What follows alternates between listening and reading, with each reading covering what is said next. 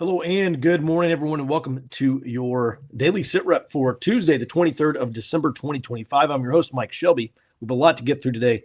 So, Robert, good morning. Let's go ahead and jump inside the Beltway. Good morning, Mike. So, in a letter yesterday to the DOJ, Democrats Jamie Raskin and Ted Lieu demanded that the DOJ investigate the Trump administration's Caribbean strikes as either war crimes or violations of federal law. And they said in this letter that an Office of Legal Counsel letter that authorized these strikes in the Caribbean will not shield the Trump administration officials or military personnel from future prosecution if a Democrat takes the White House in 2028. The Federal Communications Commission also announced that it's adding foreign-made, what they called uncrewed aircraft systems or unmanned aerial systems and components to its covered list of banned imports. The White House sent a national security determination to the FCC that said that this ban will reduce the risk of both drone attacks and disruptions and ensure the domestic drone industry is resilient and independent. So I think here the point is twofold: to help build up domestic drone industry as part of the defense industrial base, and also ensure that potential foreign adversary actors in the U.S. aren't able to get access to drones or parts without any scrutiny on their purchases. And then the Financial Crimes Enforcement Network at the Treasury Department announced that it's going to launch an investigation into cartel and terrorist money laundering at 100 U.S. money services businesses that are along the U.S.-Mexico border.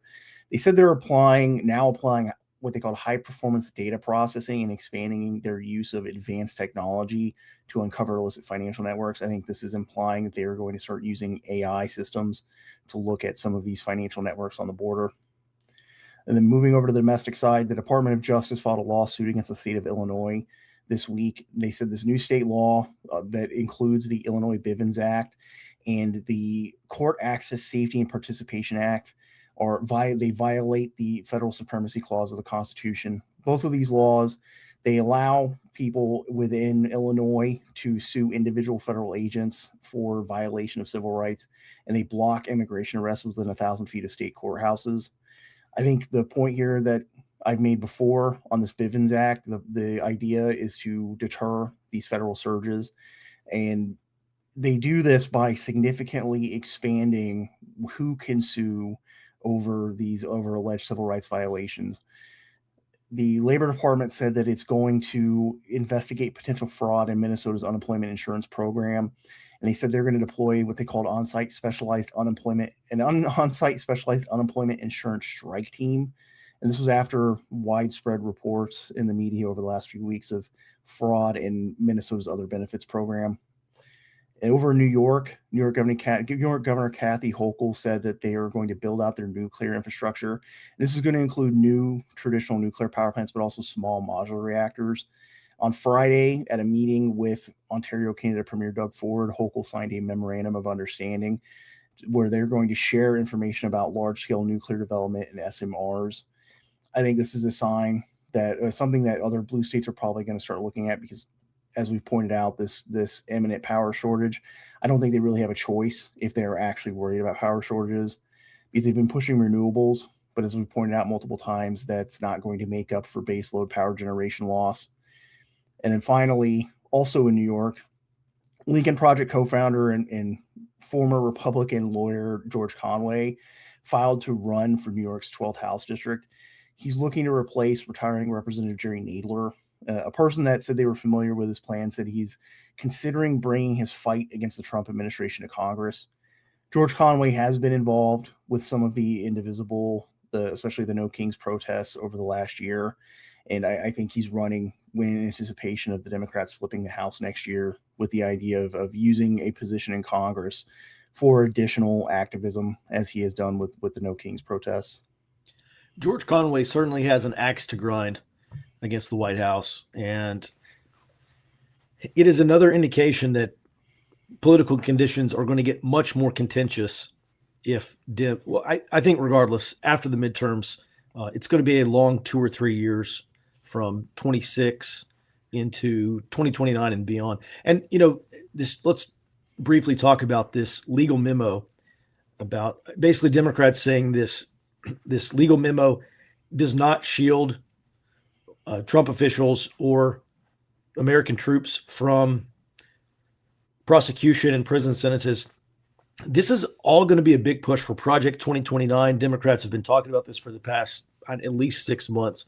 But these are things like expanding the Senate, or they say reforming the Senate. So, two things they may try to do is grant statehood, pass statehood bills for Puerto Rico and DC. That will give Democrats 2 reliable Senate seats per state, so a total of 4, which potentially would enable them to flip the Senate as well. And then they're talking about expanding the Supreme Court, so basically stacking a bunch of progressive judges on the Supreme Court, and just really things that are pretty antithetical to the American system as we've known it. This is another reason why, Robert, I am extremely pessimistic. And listen, I try not to be pessimistic. I try to be realistic, but I do not see things getting better. And I have not heard any persuasive arguments as to why things will get better in 2029 rather than worse. What else? Have you seen anything other for Project 2029? Anything other from reforming the Senate? Basically, they don't like that California has 2 senators and Wyoming has 2 senators, even though California has a much larger population. So when they talk about reforming the Senate, there have been talks about maybe making the Senate apportioned somehow, rather than apportioned to states, apportioned to population. But that's what the House is for. And so, again, when I say antithetical, it is completely antithetical to how our founders envisioned this bicameral legislature, where we have a House that represents the people through representatives, and we have a Senate that represents the states through senators. Other than that, Robert, what else have you seen? Well, I think we covered it a couple weeks ago. There was this big interview with, I think, the New York Times. They went around to a lot of DOJ career staff. And there was that one DC prosecutor who said he's effectively keeping a list of career personnel who collaborate with the Trump administration by following the White House's orders. I think that's another thing they're looking at, is that in this push for the legal orders, this thing about this OLC memo, I think there's also an implication here that they're going to, as part of this bigger push after 2029, to start punishing career civil servants who just happen to maybe not be apolitical, but follow the orders of the elected Trump administration anyway. And this is going to be there's going to be a big push for like punishing federal employees who don't try to disrupt the Trump administration. Mm-hmm. So this is an important point here. Sarah Penn says, the government is doing a lot of investigating, but nobody in a position of power is being arrested. This is all theater to appease the masses. So what I'm seeing from the Trump administration is a lot of investigation and strongly worded letters, but not a lot of prosecution. And there have been attempts to prosecute Comey and Letitia James, and those effectively went nowhere. Correct, Robert? They're still appealing those, but yeah, right now there's no movement on them. Okay. Well, the question is, will a grand jury actually indict them, or will we see more jury nullification? Last Friday, I talked for, 10, 15 minutes on the breakdown of a breakdown of consensus, both internationally in a rules-based international order and also domestically. And part of this breakdown of consensus, first of all, historically, is very highly correlated to conflict.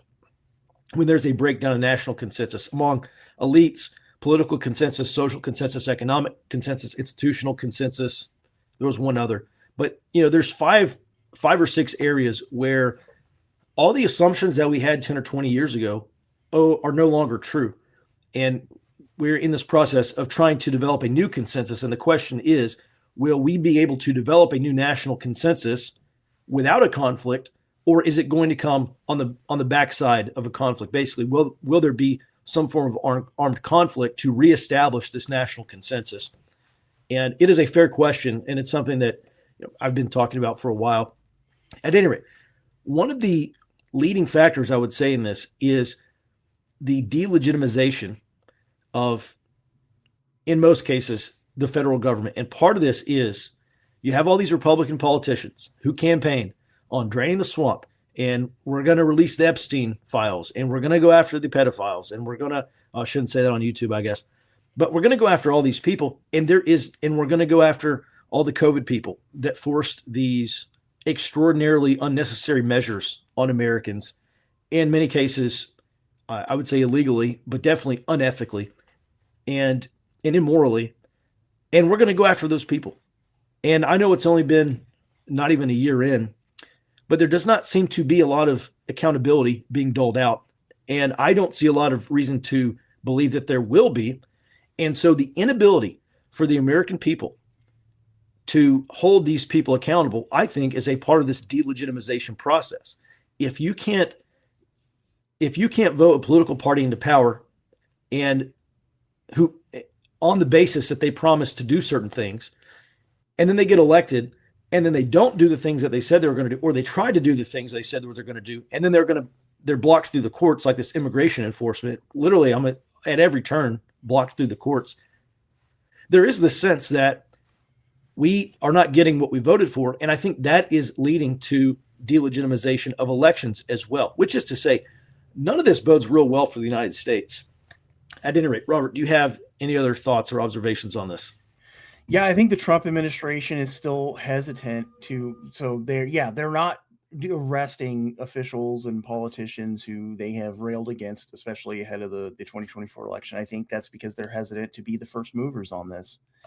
And there are downsides to that, to not being the first mover. One of them is that it creates openings for somebody else to move first. A good example is the Russian Revolution. The more conservative reformers in the Duma were hesitant to actually take control once things started falling apart, and that left an opening for more radical, for example, the St. Petersburg Soviets to just step in and start being the first movers. In this case, I think the Trump administration hesitation is creating an opportunity for someone else to be the first mover in this fight over who is going to stop the left-right extreme pendulum swings over the next couple of election cycles. Well, we'll see. I'm concerned that this 2029 or the 2028 election leading to the 2029 transition is going to be as rapid and potentially far more successful than what happened in 24 into early 25. So thanks for that, Robert. And let's go ahead and move on over to the global sit rep, starting with, all right, so in previous days, President Trump said, the Golden Fleet, somewhat reminiscent of the Great White Fleet that we studied in high school history. All right, so where he wants to build these ships that are 100 times more powerful than whatever we have now. Jared, what's the latest?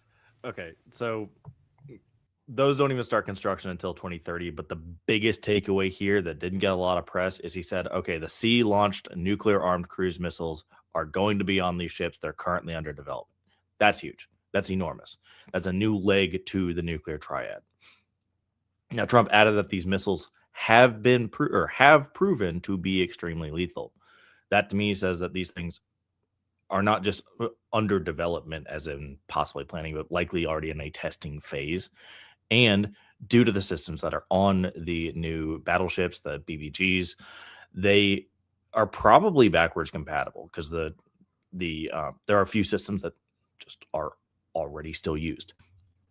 So I do think we may end up seeing those get fielded before the battleships, and that changes nuclear posture around the world.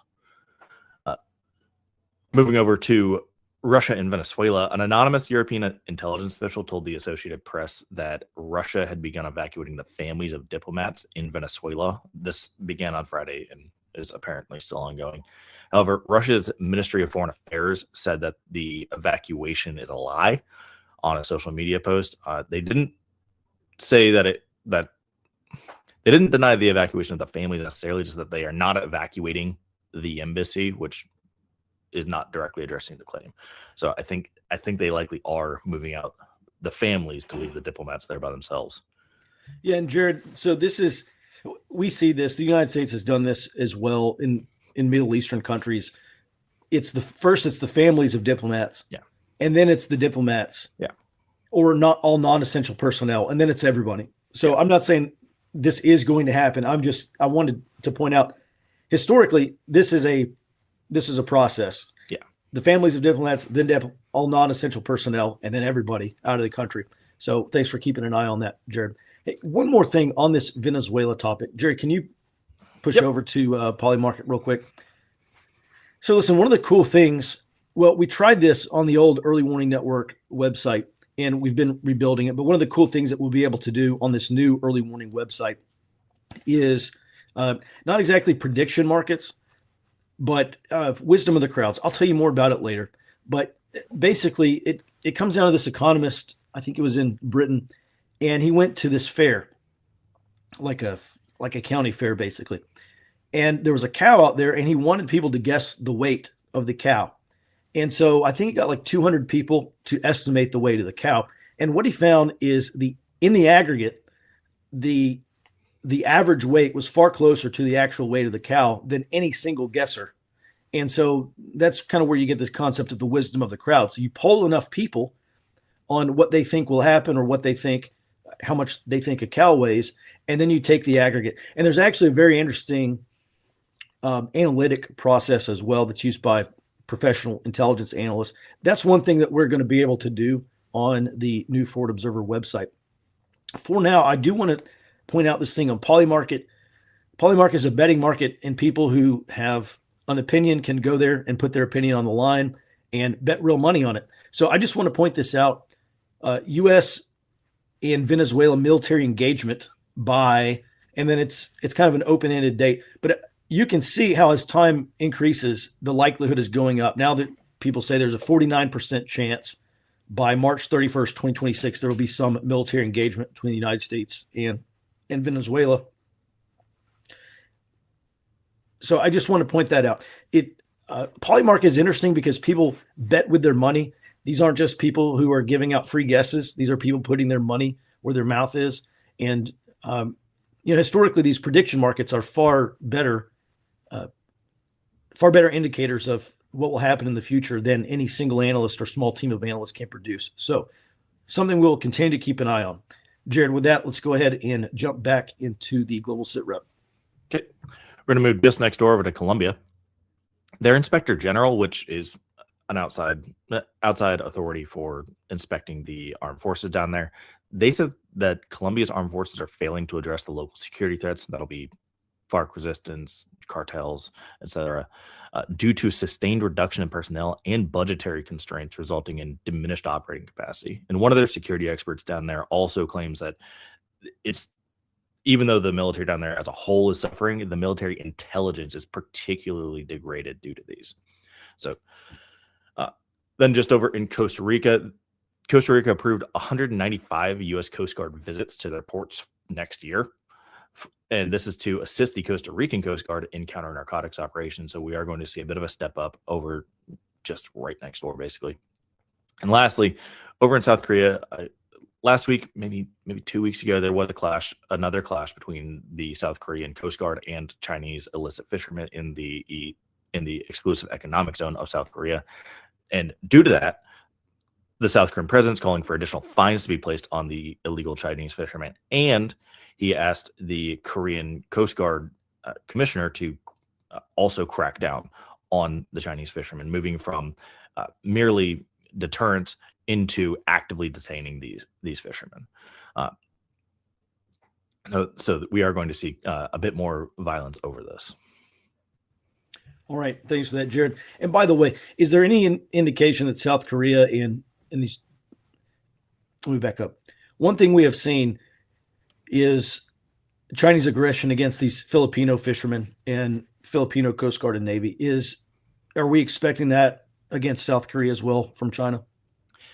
I do think that we will see a military response from China. It'll be military and Coast Guard, but yeah, they're going to something more than a military presence. I mean, Yeah. What's the risk? I mean, is there a risk that there will be a lethal encounter? I think the risk currently is slim to none, but in the coming months, that can rapidly change because the Koreans are just saying, we're going to start arresting you. We're going to fine you far more. You can't pull your resources anymore to pay the fines. We're going to bankrupt you. We're going to do everything we can to get you out of here. In China, the reason they have these illicit fishing fleets everywhere is because A, they've fished their waters, and B, they need these to feed their pigs in order to feed their people. So they can't really allow that to happen. So the risk in the next 6 to 12 months, I think, is much higher than it is in the next 3 to 6 months. All right. So we've seen China bullying their neighbors, Philippines, South Korea, Vietnam. I'm sure other countries. Everyone's talked about these fishing fleets that are over off the coast of Argentina and Chile and elsewhere around South America. Is there any country in the Asia Pacific that China is not currently bullying? Cambodia. Okay, so people That's who about it. So they want to build a Navy base in Cambodia to have access to more water, so they're not bullying them. Okay, all right. Thanks for that, Jared. Yep. Moving on, 53 protests today, and we'll keep going. All right, there are a few things that we want to get a little bit deeper into. And Robert, this is a former CDC official who said that the United States is heading towards a food safety breakdown. Whenever I hear former official says something really bad, I just automatically think this guy has an axe to grind. So there's some smoke here. Is there actually fire here, Robert? Well, so this was more than just this one former CDC official who left in August. He actually said that this former official specifically said that this is not necessarily something the Trump administration is doing purposefully, that this is the result of multiple other cuts that are, he said, incoherent, basically multiple different programs being cut back for different reasons that are, the aggregation of that is resulting in a much higher risk of food safety breakdown. There was also an NGO, the Center for Science in the Public Interest, that pointed out the Trump administration has reinstated and increased funding for states to do food inspections, but the federal cuts that the Trump administration has been making within the CDC and the FDA have made food safety, she said, a collateral damage. And part of this is what's called Food Net, which is the CDC, basically a food bioagent surveillance program. It's called the Foodborne Diseases Active Surveillance Network. And this was quietly scaled back by the CDC in July. The CDC said this was to remove some redundancies. Basically, they were tracking foodborne illnesses that are tracked by other groups, but this is an active surveillance program, and some of the other CDC programs they basically rely on the states to report up foodborne outbreaks. And when we've talked about this food security issue, I think it was a Government Accountability Office report from 2023 that came after one of the big baby formula shortages due to one of these cross contaminations of bacteria, that the FDA and USDA have been generally lax on these food safety inspections for years. And to me, I think a further breakdown in this foodborne illness surveillance makes the likelihood of more of these infections, like we're seeing with this BiHealth baby formula with botulism. I think it makes them more likely to happen, and also more likely to go further without being detected. One of the really important parts when it comes to security, though, is I think rolling back these foodborne illness surveillance programs also makes it more difficult to discern between purposeful contamination due to agroterrorism and then naturally occurring outbreaks just due to unsanitary conditions. Mm-hmm. And that's important because, as we've seen over the last couple of months, multiple foreign nationals, especially Chinese, have been caught trying to smuggle in bioagents that are really very useful for agroterrorism or this type of food contamination, like E. coli and the wheat blight, the European fruit fly. And this is going to make it much more difficult to tell whether something is being done purposefully by foreign adversary actors or just the result of lax regulation. Mm-hmm. So, Robert, one thing that we've seen from the Trump administration is an effort to put more responsibility on the states. So push SNAP funding, push some of that funding back down to the states, push education back down to the states. In this case, it looks like they're essentially trying to do the same, push more of the food safety inspections back down to the states. That's the first point. The second point is, do you remember if this was the FDA or USDA? They came out and they said, we're going to decrease the number of, I think this was inspections of foreign food production. So food or food products that are produced overseas and then imported into the United States. And not everyone, but there was a kind of a media freak out over this saying, oh, Trump's going to get everyone sick because we're no longer going to be inspecting as many foreign food facilities.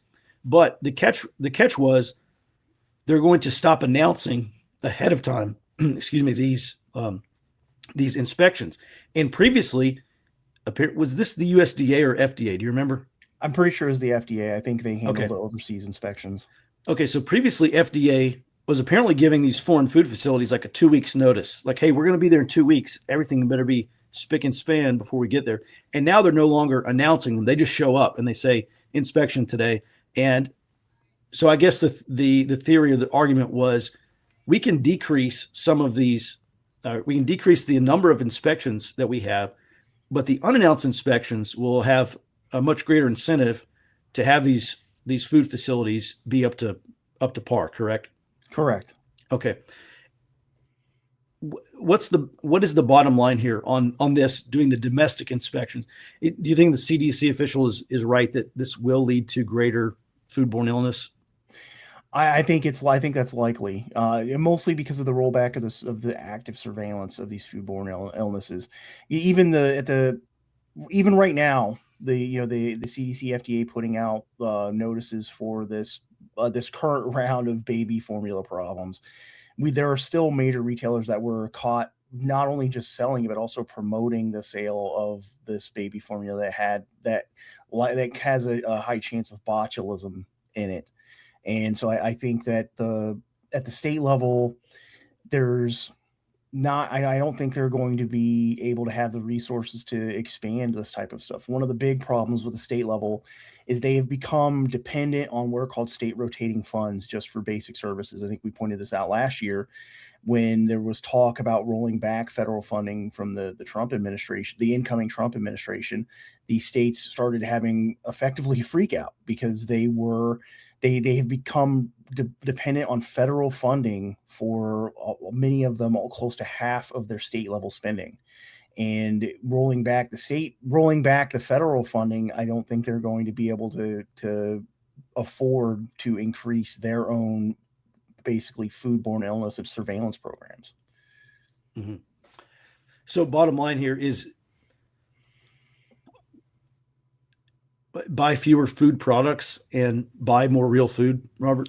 I think so. Yeah, I think that's probably the safest bet, is that there's already issues with, I think with the FDA and USDA inspections. They were like doing, according to that GAO report, like less than 10% of their scheduled inspections, even just here in the United States over the last few years.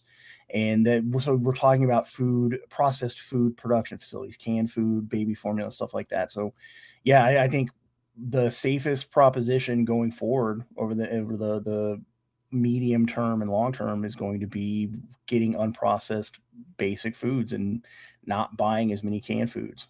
Mm-hmm. Yeah. Last point on this. I'm often inundated with questions, and then one of the top questions I get is, Mike, you talk about this stuff on the show every day, and you write about it in the report. What can we effectively do to prepare? And it's a very vague question, but one thing that everybody can do, and it doesn't matter if we're talking about foodborne illness or the food supply security or the future of the dollar, anything, is get as self-sufficient as you can. Have some form of redundancy. By all means, keep shopping at the grocery store, but develop relationships with local farmers and ranchers. Go support or sign up for community supported agriculture. Go find those small farmers, the homesteaders who would love to sell you eggs because they make an extra $8 or $10 or whatever. And yeah, they're a little bit expensive, but you know what? I go to my farmer's market almost every Saturday and I buy non-GMO meat from people. I don't have to worry about how much plastic this pig ate before it got on my plate because I know the farmers and I know they don't feed fillers to their livestock. So as much as possible, find local sources. And I think Lisa said it right here. Buy local whenever you can. Just in general, vague question, vague advice. Get as self-sufficient as you can and link up with local producers of the things that you need. All right, Robert, thanks for that. We'll go ahead and move on to the Homeland Ops brief here in New Orleans. So this is something that you've been covering, Robert, for the past couple of weeks. It seemed like it was kind of slow to start, but now there's some major indications that activist groups in New Orleans are trying to replicate some of the things that we saw in Los Angeles and Chicago and Charlotte and elsewhere. So what's the latest? So there's a group of community organizers and faith leaders in Baton Rouge, Louisiana, and they launched what they're calling the Free the Swamp protest campaign. This is coming from a group called the Louisiana Organization for Refugees and Immigrants, or LORI, and who has also said they're organizing resources for thousands of families, likely illegal immigrant families that they said are sheltering in place during Operation Catalina Crunch. This is following one of those tactics that we've seen in Chicago and even in Florida, where activists have been turning to church figures to increase the legitimacy of their anti-ICE protests. And as I said, they've done this before in Chicago, like at the ICE detention facility outside of Chicago. They also did this at the Alligator Alcatraz here in Florida. But I think this is at a larger scale, and specifically in Louisiana, utilizing denominations, the Christian denominations that have been politically targeted over the last 2 decades for a political takeover. And I expect this, as well as other tactics, anti-ICE tactics, like direct action demonstrations, accompaniment patrols, rapid response groups, to ramp up in the new year as this federal surge continues. And part of this is the end of that lawsuit we covered a couple of weeks ago from the ACLU, where the state attorney general clarified that a new state law does not actually prevent many of the different anti-ICE tactics that activists have used elsewhere. Mm-hmm. All right. So New Orleans is not a high tier. When I look at far left organizations like activists and militants, New Orleans does not stand out as a top tier. It's definitely not a Portland or Chicago. It is lower. But as these ICE operations ramp up, Robert, is this going to be the next Charlotte? Where we see vehicle rammings, where we see accompaniment, where we see basically these activists harassing ICE agents? I think so. There's already been a lot of these groups, not just activist groups, but also churches that have been participating in the activist training, doing these type of training events where they're doing the flash de-arrest attempts in training scenarios. They're training people to do the accompaniment patrol. So I expect to see more of that. Mm-hmm. Okay. All right. Thanks for keeping an eye on that, Robert. And we do have some questions today. And let me just say one other thing here. Sarah Penn says local farmers are best, but having to go farm to farm can be inconvenient. This is why, if you do not have a local farmers market, call up these farms and homesteads and ask them if they would like to maybe participate. And like, our farmers market is about 4 hours on Saturday, and maybe a little bit longer in the spring and summer. And it's in a parking lot of a mall, and you just go there and you shop around and buy what you need, and don't buy stuff from the grocery store where you don't know where it was grown. You don't know what these animals ate before they were chopped up for you. One other thing here too was, if you know of a local farm or a homestead, even some guys just selling chickens and eggs, somebody that you trust, someone who uses regenerative farming practices, etc., ask them. I'm always looking for reasons to go around my neighborhood and try to meet people I haven't met yet. And it has occurred to me that it may be a good use of your time to go around the neighborhood and more or less proselytize for your local farmers market, or for a particular homesteader or CSA, community supported agriculture system, and see if there are maybe like-minded people in your neighborhood that you can identify who would also be interested in participating in something like this. It's a great way to meet your neighbors, put a name with a face, and maybe, one other thing I talk about is learning more about your neighbors, learning who lives around you that you would want to link up with, people who share your political ideology or religious beliefs or whatever, any form of common ground you can find to build relationships with these people, because that stuff is going to be very important in the years to come. So organizing around farming or farmers or farmers markets, I think, is a fantastic idea. By the way, Ben says silver breached $70 this morning. It was 67 over, I think, maybe on Friday, and silver up to 70. Hard to believe, but here we are. All right, with that. Oh, yeah, Azure Standard is another good source. People have talked about that. I was on their website. Basically, you buy in bulk, and I think these people are somewhere out in the Mountain West, and then there are pickup locations, I think, all over the United States, so you can buy in bulk and then have it delivered somewhat fairly close to you. And I have no financial interest in them, but I've just heard good things about them. All right, with that, we do have some questions we will get to.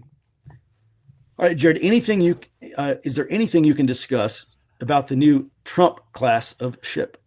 Okay. Well, first off, all of my information is going to come from Naval Sea Systems Command. So yeah, I can discuss all of it. It's without getting too much in the weeds. They use a lot of legacy systems to build a new class, with the one exception being the railgun that has not entered. But the Japanese did make one successfully, so we might see that.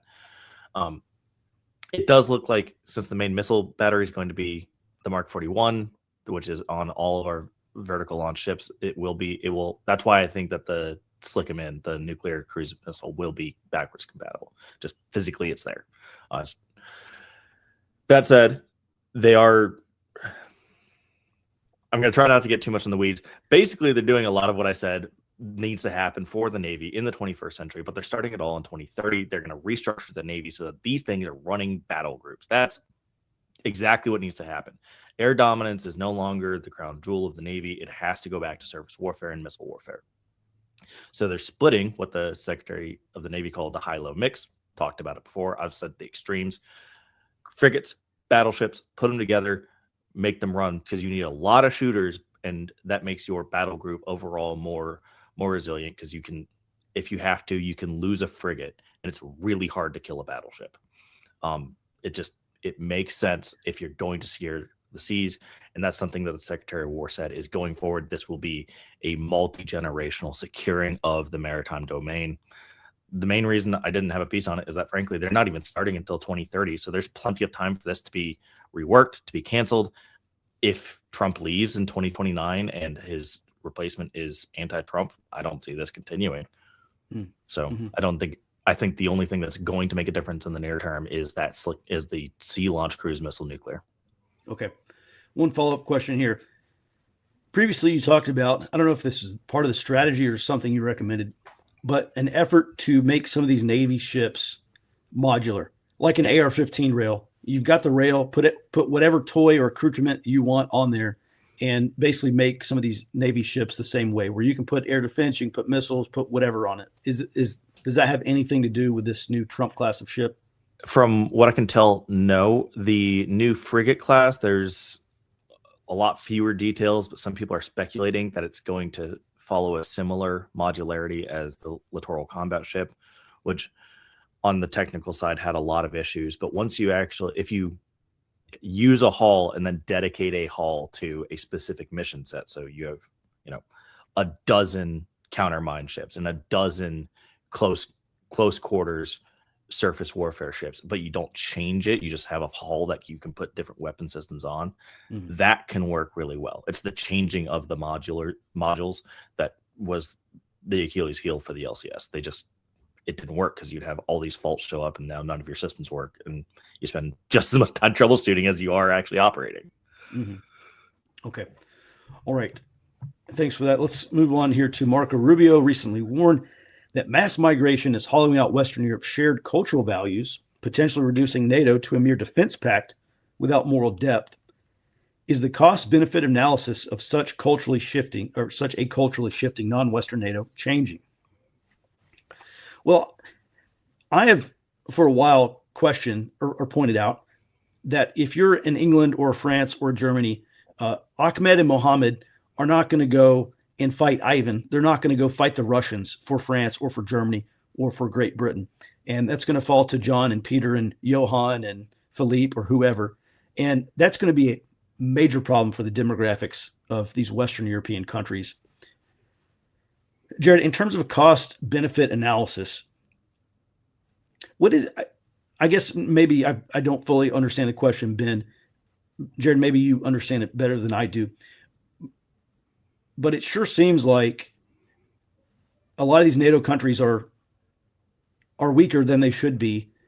There should be substantial questions as to whether NATO is actually a functioning military alliance anymore, given how much it's been hollowed out, not just militarily, but a lot of these countries in some cases also demographically. I don't know. What's your shot at the question? I think the question here is asking, is the cultural shift in Europe affecting our stance on staying with NATO? And fundamentally, I don't think so, but I don't know. Everything is becoming much more transactional. I've said it 100 times already. It doesn't matter what kind of government you have, as long as you're willing to work with America, Trump's down for it. So I don't know that the cultural shift will matter there. That said, he did place specific emphasis on the European culture. This is a lot. I know. It's just saying I really don't know. And NATO is defensive at its core, not cultural per se, even though it was counter-communist. Mm-hmm.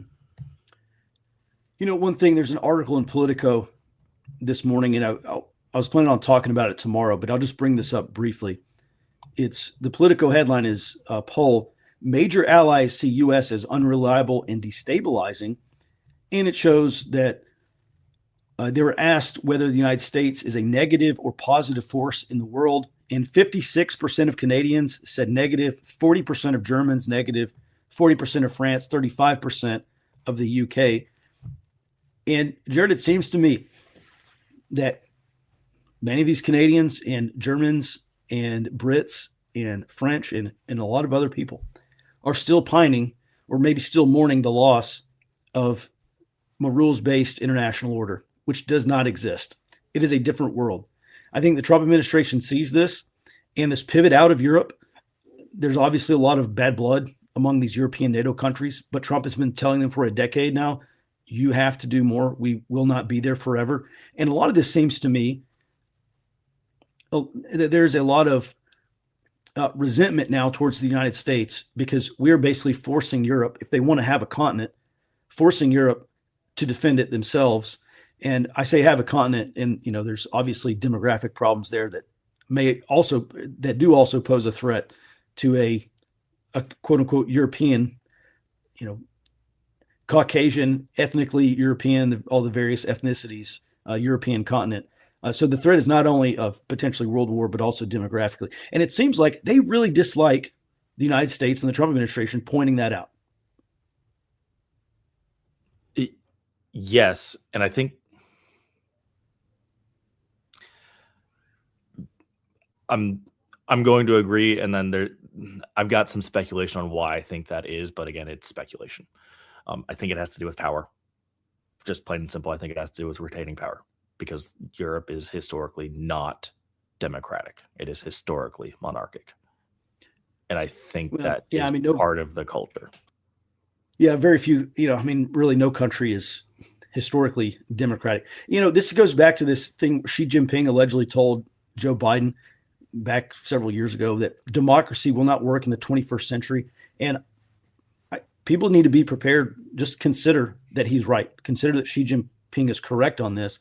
And it does seem to me, people have talked about this new system that Trump has introduced, call it economic statecraft, call it state capitalism, whatever.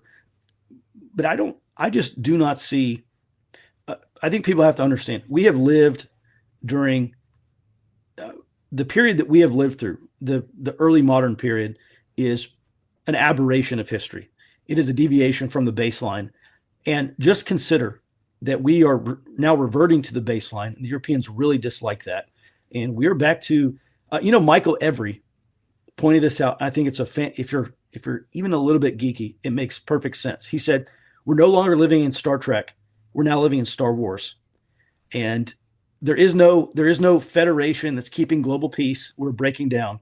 And just on the face of it, that makes a lot of sense to me. I don't want to spend too much time on this because we will talk a little bit more about this tomorrow. However, anything you want to add there, Jared? No. Okay. All right. Next question is, why are the Democrats and any others not being investigated for treason? They have allowed the enemy in paid, fed, and housed them, allowed strategic companies to do business in China, et cetera, et cetera.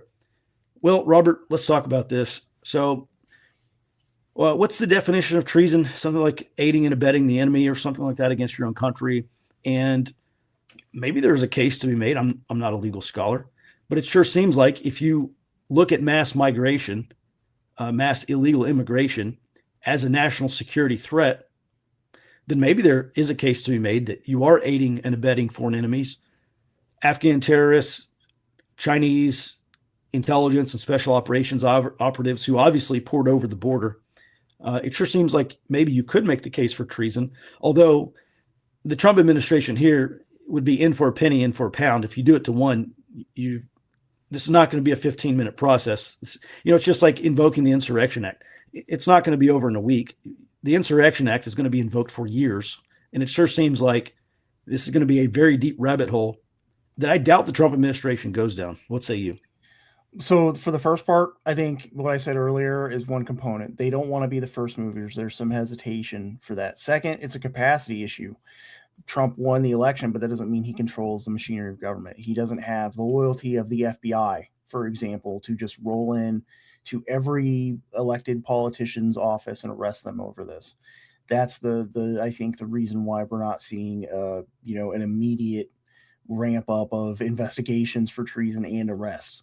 To the second part, as far as like they allowing them to do, I think the China part is actually probably even more important than the illegal immigration part when it comes to aiding. There was a potential for treason, but the reason why I don't think they're going after them for that is that was effectively a bipartisan consensus for 30 years, is that China was just going to be fine with being America's factory, and this was the national security has become the term to mean grand strategy, really, not necessarily actual national security. That's why whenever they invoke national security, they're talking about foreign policy issues. And in the consensus, the bipartisan consensus for a long time was that we were in the unipolar moment. China would just build our weapons and we would use those weapons to enforce U.S. preferences across the globe. That's another reason why I don't think there's going to be a lot of movement against these people, is that there's just a lot of them that have done this. Mm-hmm. Certainly. And that's a great point. And I don't want to get too much deeper into this other than saying it's a very large, complex problem. And if Trump does go down this path, what is to say that it stops in 2029 when the Democrat takes over and the shoe is on the other foot? And I know I've heard a lot of Republicans and kind of post-Republicans say, oh, you can't violate the rules. Like, what are the Democrats going to do when they get in power? And of course, they say that facetiously because it seems like Democrats are going to do that anyway, regardless. So, all right. Thanks for that, Robert. Next question is, the law the Democrat states are passing to allow prosecution of federal agents and ICE who are enforcing these federal immigration laws, would it not also allow for Trump to remove judges and attorneys who are not following the law? So I think this is conflating two things. States have been passing these anti-masking laws and starting up these accountability commissions. This law specifically is making a statutory law of what was previously federal case law. The decision was called Bivens. And over time, it has become pared down significantly because you can't really effectively run a federal government if anytime any federal agent does anything, anyone can just sue them, because even without really a strong case. In this case, it's only specifically for violations of civil rights, and I think the idea is for immigration enforcement. I don't think the Trump administration could leverage anything like this to remove judges or attorneys, because this is specifically to expand who can sue, and the mechanism for this, I think that their intent is that there's not a whole lot you have to do to bring a lawsuit to get an individual federal agent tied up in court, which is very expensive and time consuming. And at the end, even if the lawsuit is dismissed, you've now tied up every individual federal agent you've sued with potentially tens of thousands of dollars in legal fees and months going back to court in Illinois.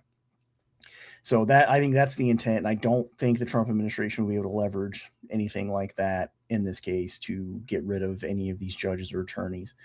What I think the Trump administration is building up for is, or at least is a move to try to negate these district courts at the federal level by getting wins at higher courts. They've been pretty successful for that.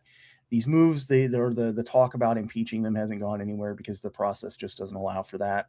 So that's really the only Trump administration's only option, is to defy the courts or hope that they can continue getting wins at the Supreme Court and the higher levels federal courts.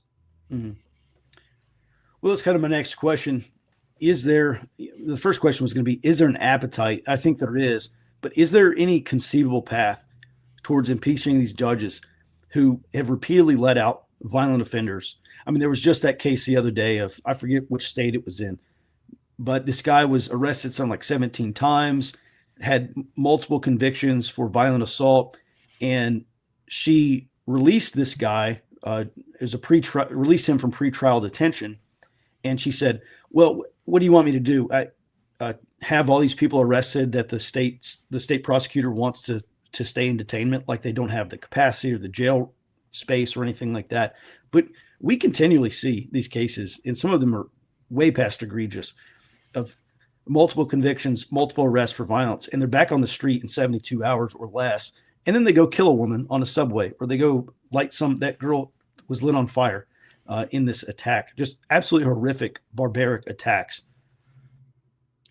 And something obviously has to be done about these judges. My question is, will there be any legal process for solving these problems? Legal process from the federal level? I don't think so. That doesn't necessarily mean that Trump couldn't just do it, I guess, like arrest. So like they charged that Wisconsin judge for basically shielding an illegal immigrant from ICE. She was actually convicted last week. And there is a way they could try to bring federal charges for this stuff. Try to expand that. They have a test case now, at least for the immigration enforcement side. As far as like holding them accountable, if it's a state or local judge, that's at the state level. And I don't think there's an appetite from state level Democrats in these blue states to do anything about it. This aligns with a lot of their policy preferences. Well, on the topic of policy, all policies start as ideas. And it sure seems to me, if there were thousands or tens of thousands of, and maybe absolutely nothing would happen.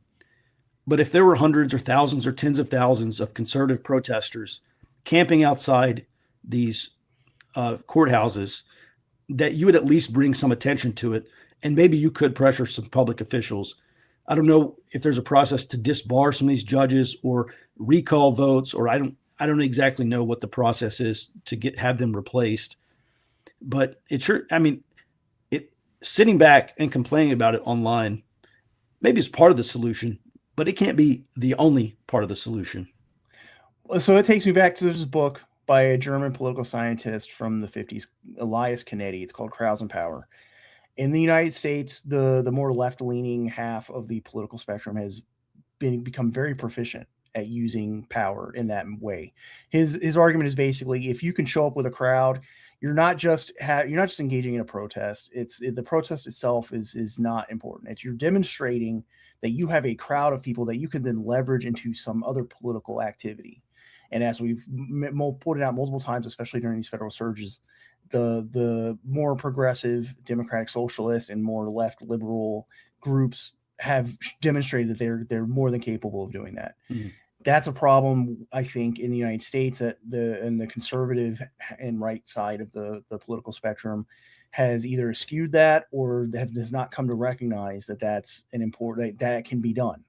And that if you do show up, let's say in one of these states, because no state is 90-10 or even 80-20 red, blue, or vice versa.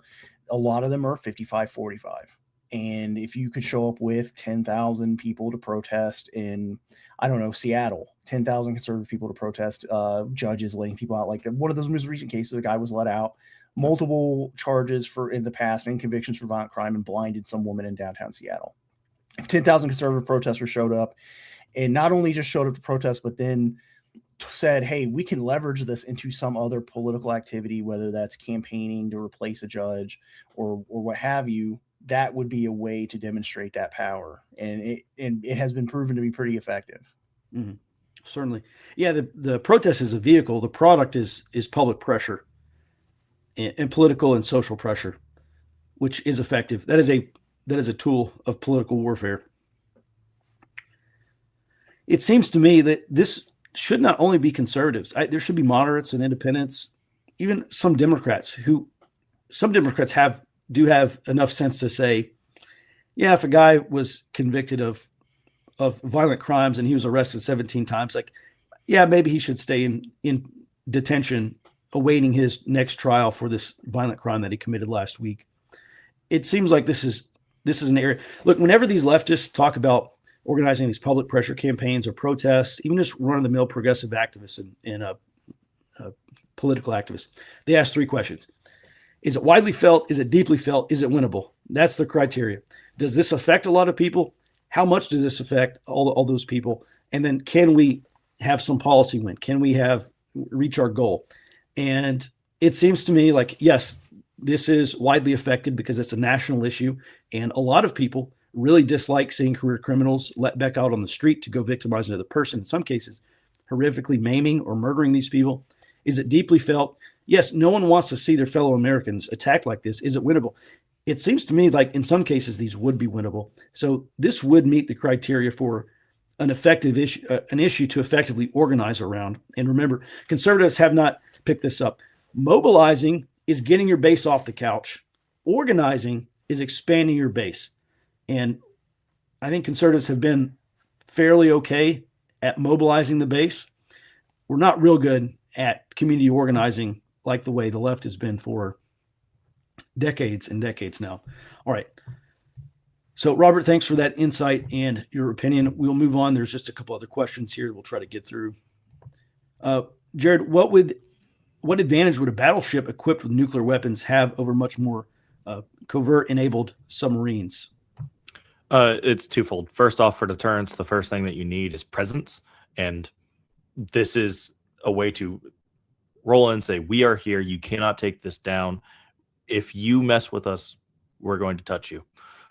Just as an example, if you park one of these things in the Philippine Sea, that's relatively close to China, but it would take a while to get out to respond to this thing. That's close enough. Oh, we may have lost Jared. All right. The internet gremlins don't want Jared talking about that, I guess. All right. We'll get through these other questions. There isn't a key for the food safety map, a breakdown map. What's that? Oh, that was an old question. Robert, I'll let you answer that on the chat over on the site. Should the food safety push move more to the states? Can we say which states produce a lot of food and are in the worst financial shape? In other words, which states would more food safety issues be more likely to arise? Well, Robert, California, I think, produces an overwhelming majority, something like 75, 90% of fruits and vegetables, I think, for the United States, or some fruits and vegetables. So California seems to be right at the top of the list. How are they looking? Yeah, they're budget-wise bad. But I think this is every state. Every state has some level of dependence on these federal funds, the state rotating funds. So every state, I don't think any state is really in a position, especially as if the Trump administration is able to follow through with cutting a lot of this federal funding to just do general services to the state relies on. I don't think any state's going to be in a position to expand any kind of food safety programs because that money that would go to that now needs to go to other basic services, police, fire, government services. Mm-hmm. Part of the argument that we made, and I don't know if this was explicit on the Trump administration's part, but part of the argument was by forcing the states to cover a greater share of forcing them to have any share of the SNAP funding, they would have to cut other social programs. And it seems like the most superfluous, most wasteful social programs would be cut in order to fund part of the SNAP. It seems to me like this may be an area where the Trump administration can also go after blue states, forcing them to cut budget places elsewhere to cover food safety inspections in the budget. Robert? Yeah, they could try to they could say, we're going to fine California state government if there is X percentage increase in botulism or E. coli or what have you. They could use that as a lever. But I think the difference we'll see in what gets cut in some of these states is going to be over what is most beneficial for the political clients of whoever controls that state. In Democrat states, I don't think we're going to see.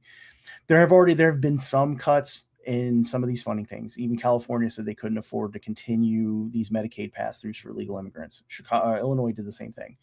But those are all, I think that is due to wanting to keep some of that funding for the people that overwhelmingly vote for the state and local level Democrats that receive SNAP funding. I think we could see something similar in blue states where they will cut some spending, but I don't think to go toward food safety inspections. They're not going to cut some of this spending they depend on politically. Red states, there might be some of that where they do start cutting back on some of that spending to put, especially agriculture heavy states. Maybe we'll see that. But the only lever I could think of the Trump administration could have to force that is to say that we're gonna fine or we're gonna cut additional federal funding if you have X percentage increase in foodborne illnesses or something like that. Mm-hmm. Okay. All right. Thanks for that, Robert. This will be the last question for today. NATO is B-Ski 1611 says NATO is. What's up, Jared? NATO is non-functioning and has been since the end of the Cold War. I think we'd be better served by being allies with Russia, says B-Ski. What say you?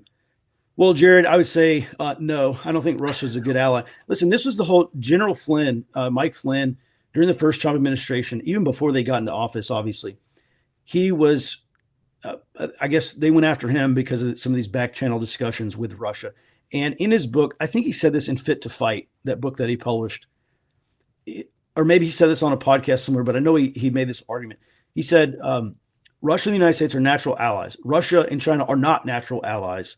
And so we need to, and we've seen this in the Trump administration as well, or allegedly, trying to peel Russia off from this no limits alliance with China, quote unquote, no limits. I would say no. I don't think Russia is a good ally. I do not want to go to war with Russia. I don't see why Russia would need to fight a war with NATO. This is my personal perspective. It does not serve in the interest of anyone for NATO to go to war with Russia, much less the United States. But I would say no. I don't think Russia would make a good ally long term. I think we should be more or less friends, but I do not think it would work. Yeah, that is pretty much what I was going to say. Russia and China, not natural allies. Absolutely right. Russia and Europe and America, natural associates, not natural allies, but they're not also natural enemies. Europe and Russia a bit more, but America and Russia not necessarily. Yeah, I mean, European powers and Russia have been at war for centuries. I think that's in the modern era, at least. Yeah, that's right. Yeah, I don't think we would. As even just on a technical term, the Russian military was built in the Cold War to specifically counter America. They would have to retool their entire military if we became allies. That's an enormous undertaking. They would necessarily be a drain by being allies. All right. So just to reiterate, my personal opinion is we should not go to war with Russia. Neither should NATO. But by the same token, Russia should not go to war with Europe either. And but no, I don't think Russia would make great allies with the United States. I mean, we'll leave it at that. But there's just no way we're sharing intelligence. There's going to be no American-Russian military interoperability. I just don't see a lot of room for cooperation like we would with natural allies, like we have with Five Eyes or with NATO or the Quad or any of the other Asian Pacific or even South American allies for that matter. All right, that's going to do it for today's show. We appreciate your support, everyone, and have a great rest of your day. Just as a reminder, tomorrow is Christmas Eve. We will be on the show starting at 08 Central Time. So with that, thanks again for watching, and we'll be back in your inboxes tomorrow, back on the show at 08 Central Time. Until then, be well and stay out front.